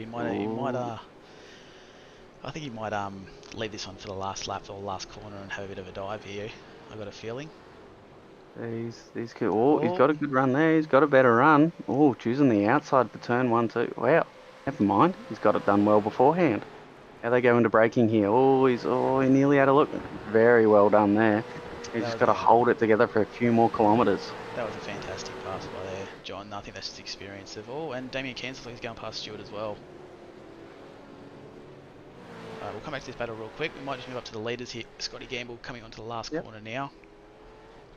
He's taken the last corner, and it's been an absolute dominating race by himself and Greg Favell. So there's your winner for tonight, Scott Gamble. Congratulations, Scott Gamble and Greg Favell for taking out that 1-2. That's exactly right. We'll move back to Greg, who's taken out P2. Kenny Later, this is how far the gap is on these guys. It's Kenny Ladder's just coming out of the middle of the flip-flop section, and it looks like they're still battling on behind here. Hopefully Kenny can make it around and secure that P3. But stellar drive from these guys. Yeah, it just shows the class and the caliber and quality that's sort of happening with a lot of them throughout here. It's certainly, like, while the two boys out in front have done a superb effort, doesn't take away from these other guys that are doing so well to battle away at the moment too.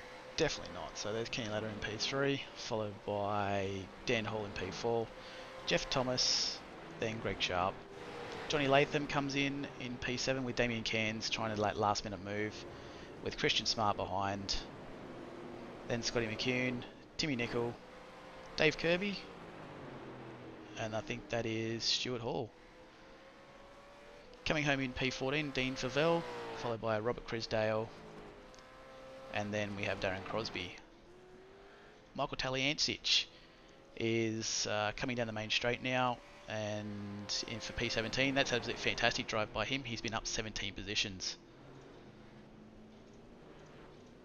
Looks like Michael Stewart has actually parked the car, Oh, but no. I think that might have been because of the lap down. He may have been a lap down, which has caused him to park the car a little bit early. Yes, I think that might be one of the reasons there. According to the time I'm seeing here, he's the first car to be a lap down, or has he? Well, having a look at this here, Oh, did he run no. out of fuel? Hopefully he hasn't run out of fuel here, because it appears as though he's getting pushed by Scotty McCune, so Yeah, Scotty's jumping on in to offer some assistance. help him out just to get him past the line. I mean, if he's the first lap car down, but by the timing, I guess he technically will still hold his position. Look, hopefully he's kept the position. Looking at the timing tower, it looks like he has. He's got the checkered flag next to his name in P13, so he's hoping he timed that obviously perfectly with the amount of fuel he had on board. It's I guess we really get to see the mathematicians here at the moment being able to see what they can pull off and being able to do with getting home and fuel strategy and that on the fly. Look, that's exactly right, and then hopefully the boys jump in for a chat, and they might jump up into the green room. That's all we can say, is we hope we hope they do. What I might do is while we're waiting on them to come up, we might just have a bit of a short break while these cars are just finishing off, and I think Stuart's just crossed the line there, so There we go. Job done. Perfect. we'll have to see what happens. So we might have a bit of a break and see if these boys jump up and have a chat with us. Hopefully they do. They've usually been instructed to by race control to jump up in the green room, and we'll go from there.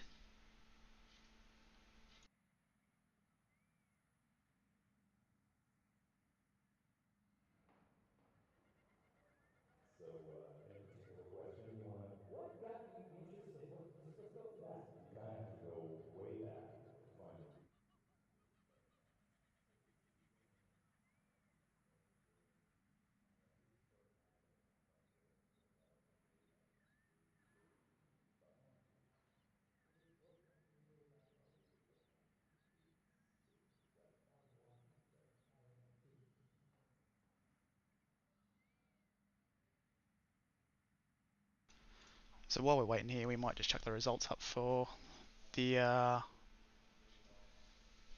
night's event. So you've got currently Scotty Gamble in P1, followed by Greg Revell, Kenny Ladder, then Michael Stewart, Jeff Thomas, Christian Smart, Travis Hunt from John Latham, Stuart Hall, and then I'm not sure why Jamie Knight's saying what's going on there. That could be my fault. I may have put up the wrong results here, which I have. Jeez, that's a bit of a rookie mistake. So we might try that again with Scotty Gamble from P1, followed by Greg Revell, Kenneth Ladder, then Dan Hall, Jeff Thomas, Greg Sharp, John Latham, Damien Cairns in P8, Christian Smart in P9, Scott McCune in P10. Timmy Nicol in 11, then Dave Kirby down in 12, Stuart Hall, Dean Flavell, Robert Crisdale, Darren Crosby, Michael Taliancic, and Michael Stewart. And it's a good effort for Darren Crosby in his 100th race to be able to pull off a nearly top 15 result there. Huge effort, to say the least. That's exactly right. So then moving on down, where do we get up to? Michael Stewart. In P18, Travis Hunt P19, Rick Sibra in 20, Chad Lewis in 21, Rick Viger in 22, Jason Fewens in 23, John King from Michael Quain, Christopher Blanchard, Chad Viger, and Peter Vanderkran. Moving down further, we've got 29, we've got Matt Vanderkran, Troy Sipple, Darren Goosey, Anthony Visma, and there's Jamie McKnight down in P33, down 15 laps due to his disconnect, Matty Parker, Adam Simpson, and then Michael Schroeder. And it looks like we've got the boys in the green room, so we'll start dragging them up and have a chat to them.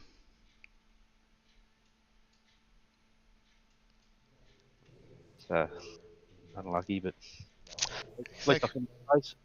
congratulations there, Hey. Scott. Yeah, thanks, Cameron. Commanding drive by yourself and Greg there. I think finishing with about a 40-second gap over the rest of the field. Yeah, Wow. well, we had to go pretty fast to just keep up with him, keep up with Greg. He absolutely flying around there tonight. Look, you both had a absolute stellar race by the looks of it. And what can I say? You had an absolute just blast. How did you find the setup this week?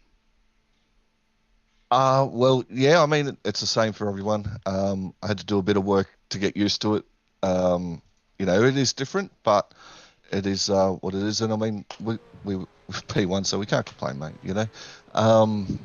But yeah, everyone played well tonight. They played really fair, and lap cars generally got out of the way pretty quickly, and yeah, so it was good. We had a good run and no safety cars. It was awesome. Yeah, we did kind of flirt around with that good old SC word early on in the race, and we weren't sure if it was going to come back and bite us. But no, with the pace that you boys had, it really showed. Going a whole safety car free race, it was fantastic to see. Yeah, it was good fun from a driving point of view when you're battling within a couple of seconds for 67 laps. It's yeah, you don't want a safety car. No, definitely not. I think the safety car might have thrown some strategy out there and brought in some bit more racing with you boys at the front there. But look, to go 67 laps without one is fantastic. So congratulations again. And we'll have a chat to Greg about P2. Well done there, buddy. Thanks, mate. I was a bit disappointed. I seen Scott go in at the end of the second stint there. I thought I'll be able to do one more lap because I was saving fuel. I thought short of stop, and yeah, I got stuck behind a lap car coming into the pits and lost a few seconds, so it wasn't to be tonight. But at least I finished. Didn't drop out. Look, I think that's the main thing. You switch internet providers, or what happened then? Yeah, I did, and it wasn't going too bad. But then last week I had a packet loss when I was leading the race, and yeah, I was a bit stressed about tonight. But yeah, we got through there. I think you might have to go and have a chat to Jamie because you might have passed your problems over to him. He had a bit of a issue with his packet loss tonight. Yeah, sorry, Jamie, but you can have it. I don't want it back. That's not very nice. Sharing the lap around there. Oh yeah, you got it. We're all about sharing. Yeah, I guess Sharon's caring at the end of the day. That's it. Nah, it was a good fun race. I was saying to Scott, I had a dead foot for the whole last stint there. It was like hard work, so yeah, it was good. Look, Winton's one of those tracks too where you don't really get much of a break, do you? You're constantly just going and going and going and going. Yeah, there's no let up, especially when we're both on very similar pace and no one's given an inch. So yeah, it's good fun. Congratulations, guys. And Thanks, mate. That brings us to our third place getter here, which will be Mr. Kenneth Ladder. Yeah, cheers. I finally got a podium. Good. You finally got a podium in there. Yeah. Look, it's been a long time coming there, hasn't it? Yeah, a bit of bad luck and just misfortune, I suppose. But finally did enough tonight to bring her home, I guess. I was in that first stint there. I got up into fourth place and I just could not get around. Gone for the life of me. So, and obviously dropped us off the front two there. But I had a bit of luck through the race and fell off a couple of times, I think. But managed to get it home in third, so it's good. How did you find the conditions in the setup this week? I struggled a bit with the brakes, which was probably the main thing. Apart from that, the setup was pretty good. No real dramas. It just had to be really careful with the tyres, not to overheat them too much. But apart from that, everything was good. Oh, very nice. Well, you guys had a good battle there with I think at one point Nathan and I were talking. There was about a 7 or 8 car train with you guys for like the Yeah, it was last huge. 5 or 6 laps. It was just we were watching it from the blimp view, and it was just there was no gap between any of you. Yeah, it's certainly one Yeah. of those things there. Yeah, I guess that's probably a question for you there is, did you look in the mirror at all and see how many cars were there and go, holy moly, I got to keep it on the track? Or were you just eyes forward the whole time and just fixated on trying to get that podium? I think it was I was sort of there a bit by myself for a little while and nearly fell off the track once or twice, and I knew I was falling back into the clutches of that big long train, and I didn't want to get involved in that. So I'm Mm, glad I'm glad I did. I was able to keep it together in those last handful of laps. nice. All right, guys. I might throw back to you, to Scotty. And do you want to thank any sponsors for tonight? Yeah, mate. Well done to you guys, Cameron and Nathan, taking this on, because it's a hard work getting the broadcasting, and we've gone through a couple. And yeah, cheers for getting it out there and showing the Australian sim racing community what V8 Veterans is about. Also, like to thank Logitech G. Obviously, without them, we're using the new direct drive wheel and pro pedals. A fantastic bit of kit, and yeah, cannot thank them enough. And also to the guys at ERT. We're always chatting, always talking about V8 Veterans, and yeah, so it's good. And without their support, it'd be hard to turn up each week. And yeah, and also just a shout out to Soldier On. As you know, we're a proud supporter over at ERT of Soldier On for our returned servicemen and women, and yeah, we'll continue to support them going forward. Cheers. Thanks for that, Scotty. Greg. Yeah, I'll second that. Thanks, Cameron and Nathan, for getting the broadcast up and running.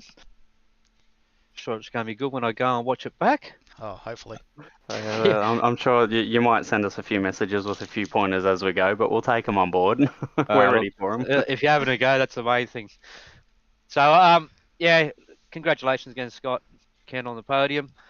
And we'll thank all the guys at Taipan Esports, Blacktown Mazda, Blacktown City GWM Haval, Too Easy Finance, Sim Rigs, and Sideways Photography.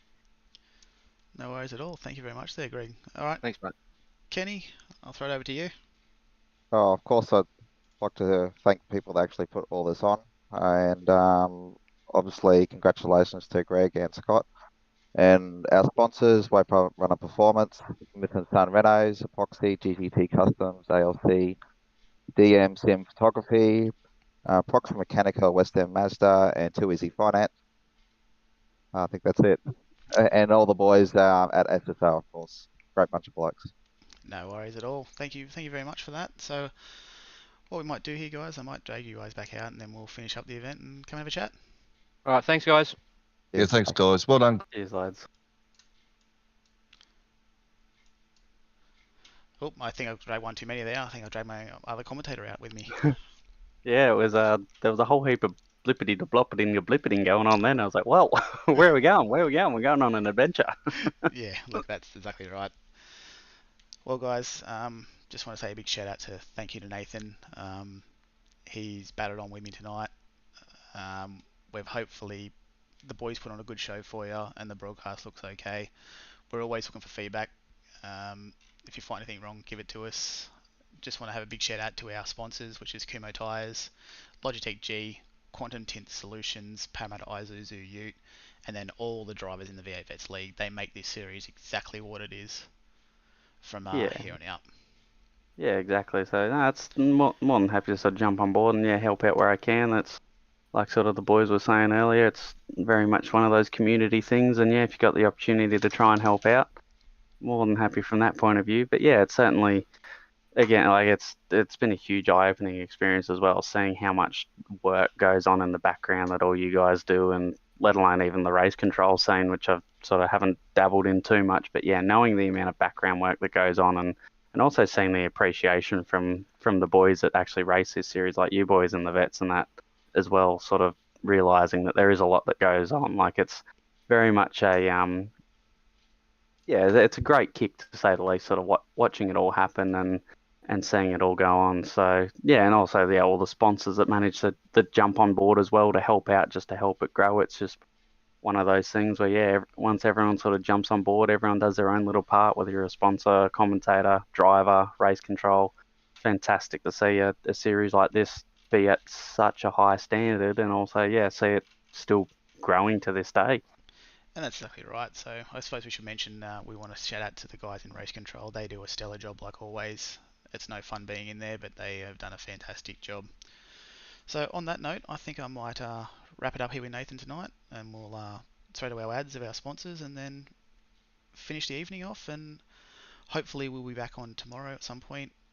There will be some announcements regarding when Split 2 will be broadcast, and hopefully that'll be tomorrow at some point. So till next time, have a good evening, and we'll see you later. Enjoy all.